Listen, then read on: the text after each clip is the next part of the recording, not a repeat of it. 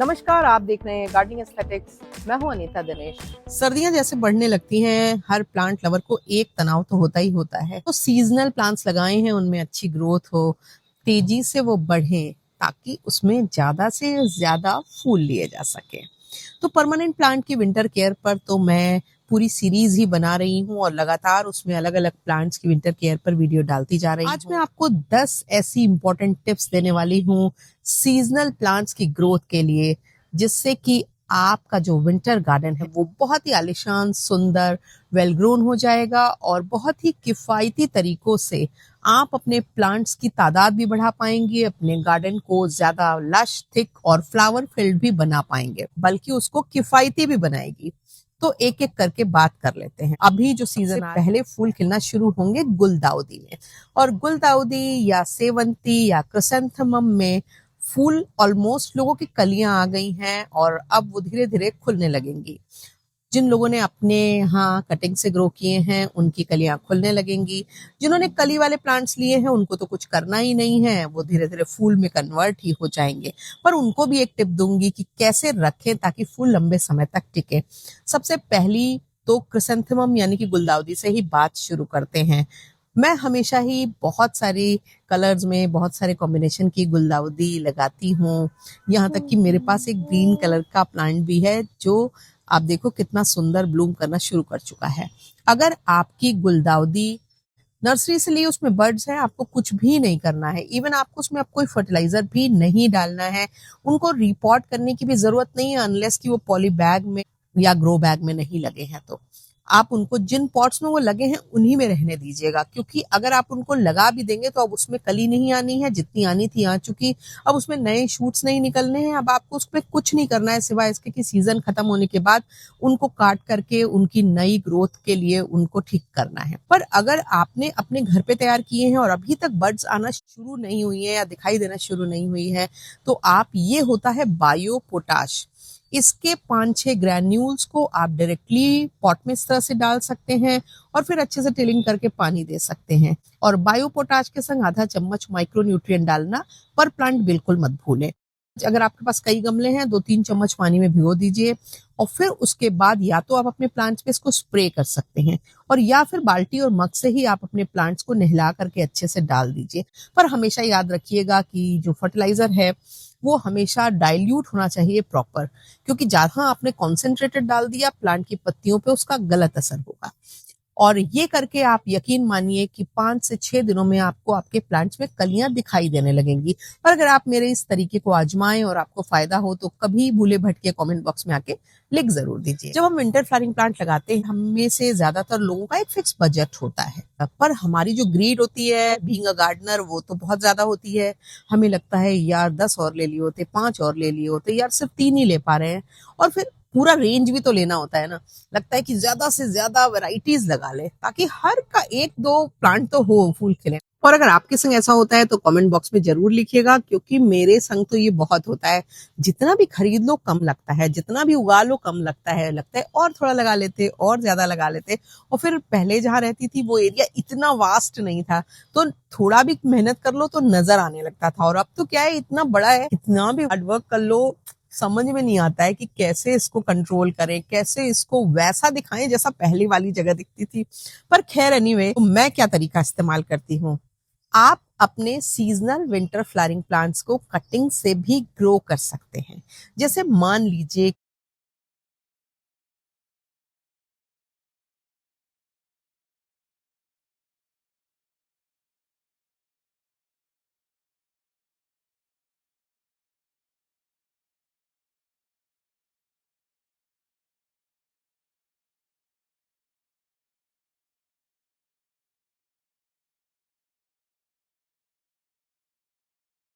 कि आपने गेंदे के 10 प्लांट लिए पर आपको लगता है कि 20, 25, 30 होते तो और अच्छा होता।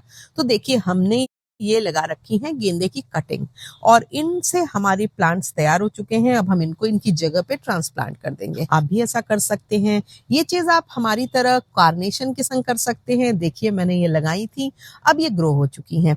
आप डायंथस के संग कर सकते हैं, आप पेटूनिया के संग कर सकते हैं। देखो हमारे पेटूनिया के कटिंग्स अब ऑलमोस्ट खड़े होने लगे हैं। आप डहेलिया के संग कर सकते हैं। हमारे डहेलिया के कटिंग्स जो हमने अपने प्लांट से तैयार किए हैं उनमें रूट्स आने लगी हैं।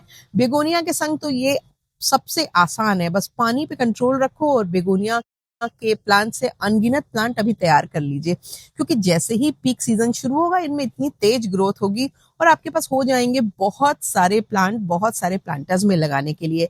ऐसा आप साल्विया के संग कर सकते हैं जो सर्दियों में आप लगाते हैं। अब आपके पास ज्यादा जगह है, प्लांट कम पड़ रहे हैं या मेहनत कम करना चाहते हैं, तो कुछ एक प्लांट्स के नाम मैं आपको बता देती हूँ जिनके आप सीड्स के पैकेट मंगाइए, जमीन को अच्छे से खोदिए और खाद में इस तरह से मिक्स करके उनको छिड़क दीजिए।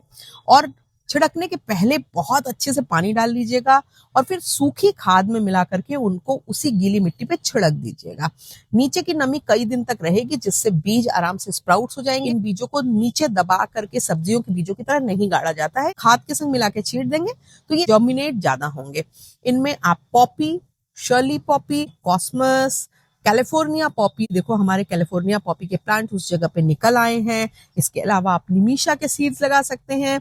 निमिशा एक बहुत सुंदर विंटर फ्लावरिंग प्लांट होता है और अगर आप अपने पॉट में ही इनके बीजों को खाद में मिला करके वेट करके मिट्टी अच्छे से छिड़क देंगे तो ऐसे आपके बड़े खूबसूरत गमले तैयार हो जाएंगे जैसे कि हमने 2 साल पहले तैयार किए थे। और ये बहुत सुंदर फूल होता है, बहुत पूरा एक ब्लैंकेट कवर बना लेता है। आप हॉलीहॉक के सीड लगा सकते हैं। आप हमारी तरह से स्वीट पी के सीड्स को ग्रो कर सकते हैं। हॉलीहॉक और स्वीट पी के सीड्स बड़े होते हैं, इनको भिगो करके 24 घंटा फिर लगाइए, बहुत जल्दी 2 दिनों में फूट जाएंगे। नेस्टर्शियम के सीड्स को भी अभी लगा सकते हैं और इनको भी यही करना होगा, 24 आवर भिगो दीजिए और तुरंत लगा दीजिए। इस समय ये 2-3 दिन में निकल जाएंगे। और अगर आपकी बड़ी सी जमीन खाली पड़ी हुई है तो उसमें एक पैकेट भी अगर आप नेस्टर्शियम के सीड जो आपको 90 रुपए से लेकर के 100-150 रुपए तक मिल जाएंगे लगा देंगे तो आप एक ब्लैंकेट कवर अपनी उस जमीन पर क्रिएट कर लेंगे जिसमें सिर्फ और सिर्फ खूबसूरत फूल दिखाई देंगे। ग्रोथ के लिए फर्टिलाइजर कौन सा यूज करें? देखो अभी जो हमारे विंटर फ्लावरिंग प्लांट हैं वो ग्रोथ की स्टेज में इसलिए हमको उनमें इक्के दुक्के छोटे इस तरह के जो फूल आ रहे हैं इनको कट कर देना चाहिए। क्यों कट कर देना चाहिए? अगर नहीं कट करेंगे तो हमारा प्लांट की सारी एनर्जी ये फूल खींचेंगे जो कि बहुत अच्छे भी नहीं है और बहुत लंबे स्ट्रैंड्स में भी नहीं है, अच्छी क्वालिटी के भी नहीं है। और इनको काट देने के बाद हमारा प्लांट बहुत सारे शूट्स निकालेगा जिससे कि हमारे पास फूलों की तादाद बढ़िया होगी, क्योंकि हमारा प्लांट जितना थिक हो जाएगा उतने ज्यादा फूल दिखाई देंगे। और ये तरीका आपको मेजर प्लांट्स में इस्तेमाल करना है, एक्सेप्ट उन प्लांट्स में जिनमें क्राउन में फूल होता है, यानी कि प्रिमरोज में ये नहीं करना है, साइनेरेरिया में ये नहीं करना है।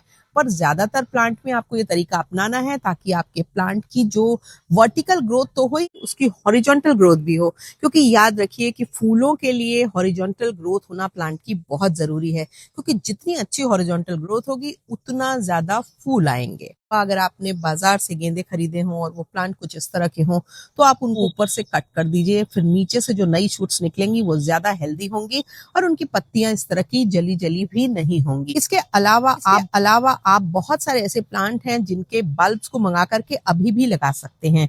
जैसे आप ग्लैडियोलस लगा सकते हैं, तो अगर पहले कभी नहीं लगाया है तो इस बार थोड़ा सा एक पॉट में ही सही ग्लैडियोलस लगा के जरूर देखिएगा।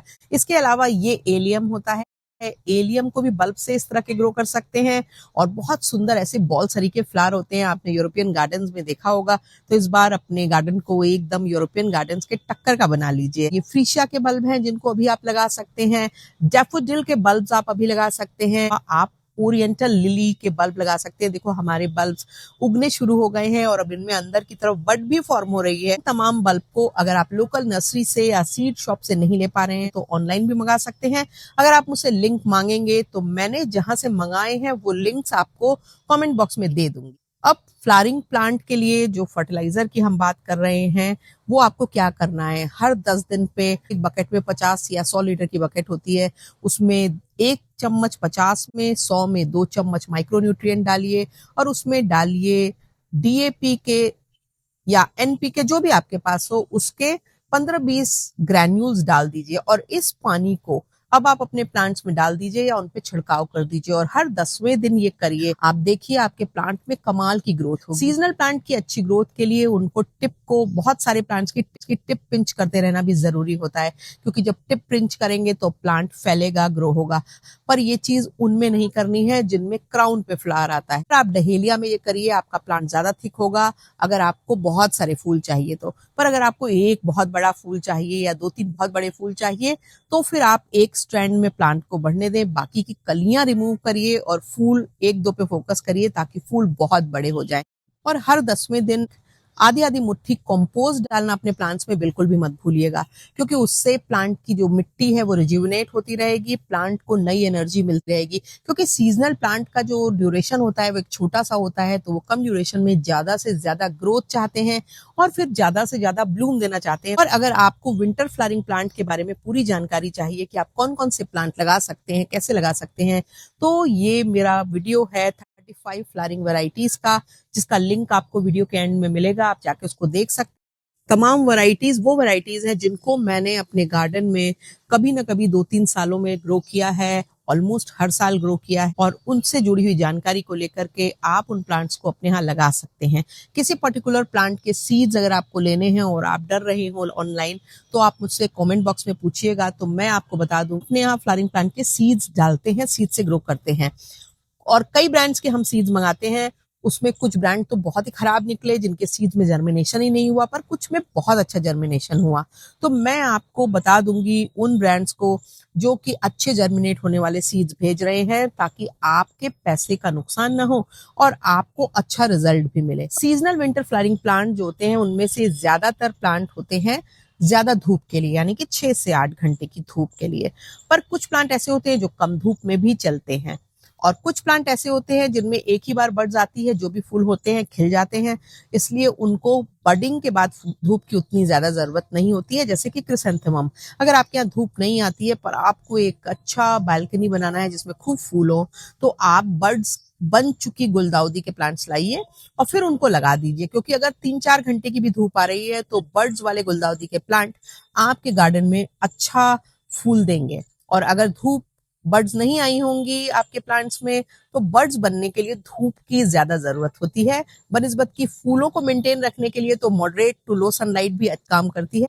बर्ड फॉर्मेशन के लिए तो आपको रिक्वायर्ड सनलाइट चाहिए ही चाहिए। अगर आपके यहाँ बहुत अच्छी धूप आती है और आपको छोटी हाइट वाले प्लांट्स चाहिए, तो आप गजेनिया पे फोकस करिएगा। गजेनिया एक मई तक चलता है। दूसरा, इसके फूल इतने पेंटेड, इतने खूबसूरत, इतने कमाल के होते हैं ना कि देख करके दिल खुश हो जाता है। हमने तो अपने बहुत सारे विंटर फ्लावरिंग प्लांट लगा लिए हैं और धीरे धीरे करके हम अपने पूरे एरिया को सेट करते जा रहे हैं। जब सेट हो जाएगा तो आपके साथ शेयर करेंगे कि हमने किस तरह से अपने पूरे एरिया को सेट किया है। पर हमने majority of the flowering plant अपने यहाँ लगाए हैं। लगभग 35 के करीब वैरायटीज हमने ग्रो की हैं, और कौन कौन सी वैरायटी हमने ग्रो की है वो आपको एंड में जो वीडियो का लिंक मिलेगा उसमें पता चल जाएगा। विंटर गार्डन में, विंटर फ्लावरिंग प्लांट में पानी का स्ट्रैटेजी जो रखना है वो ये रखना है कि एक दिन बहुत अच्छे से सैचुरेट करके प्लांट में पानी डाल दीजिए, फिर सूखने का इंतजार कीजिए, और जब लगे देख करके जरूरत महसूस हो रही है कि अब उसको पानी की जरूरत है तो फिर वैसे ही पानी डाल दीजिए। रोज रोज थोड़ा थोड़ा पानी डालना उनके लिए वर्क नहीं करता है। पत्तियां पीली होती हैं, फूलों की क्वालिटी खराब होती है, क्योंकि विंटर फ्लावरिंग प्लांट में फूलों पर जब पानी पड़ता है तो वो खराब हो जाते हैं। आपके यहाँ धूप नहीं आती है तो बिगोनिया लगा सकते हैं फूलों के लिए, आप साइक्लामेन लगा सकते हैं, आप फ्रूशिया लगा सकते हैं, इसके अलावा आप सेनेरेरिया लगा सकते हैं, और आप लगा सकते हैं सैल्विया। ये प्लांट 4-5 घंटे की धूप वाले एरिया में भी अच्छे से बड फॉर्म कर लेते हैं। तो ये तो बात रही विंटर गार्डन की। अब और किस टॉपिक पे आप वीडियो देखना चाहते हैं कमेंट बॉक्स में जरूर लिखें। Thank you very much.